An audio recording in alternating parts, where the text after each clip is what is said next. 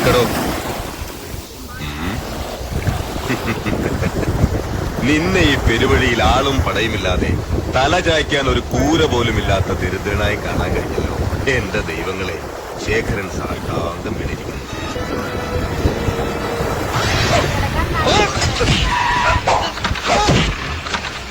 Rajendran sir പൊയ്ക്കോളൂ, ഇത് നടേന്ദ്രൻ പിള്ളേരെ നോക്കിക്കോളാം.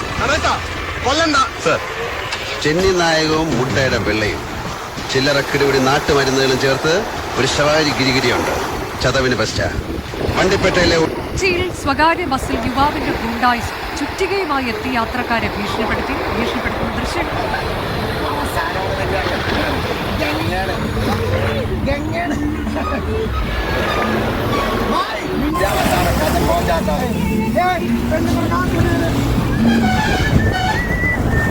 ഒന്നാമത്തെ കുണ്ടെന്നുള്ള പേര് വീണ് ഇതിൽ കൂടുതൽ കുണ്ടായിട്ട കാണിക്കാൻ എനിക്ക് പറ്റിക്കൂടെ വച്ചാനായി.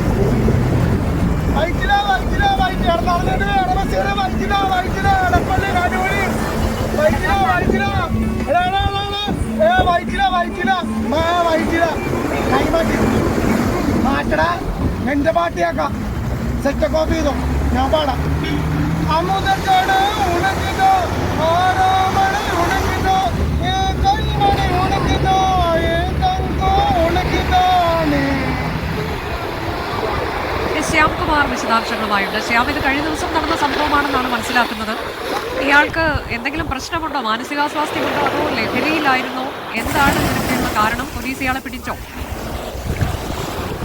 അനുജ, ഈ കഴിഞ്ഞ 4-ാം തീയതി, ക്ഷമിക്കണം, ഈ മാസം 4-ാം തീയതി നടന്ന സംഭവമാണിത്.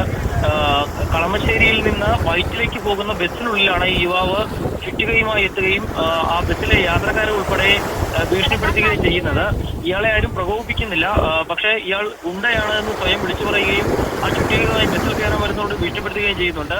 ഒരുപക്ഷെ പ്രകോപിതനായിരുന്നെങ്കിൽ ആർക്കെങ്കിലുമൊക്കെ പരിക്ക് പറ്റാവുന്ന സാഹചര്യം പോലും ഉണ്ടായിരുന്നു. പക്ഷേ ഈ യാത്രക്കിടയിൽ തന്നെ ഇയാൾ ബസ്സിൽ നിന്ന് ഇറങ്ങിപ്പോയി എന്നുള്ളതാണ് മനസ്സിലാക്കുന്നത്.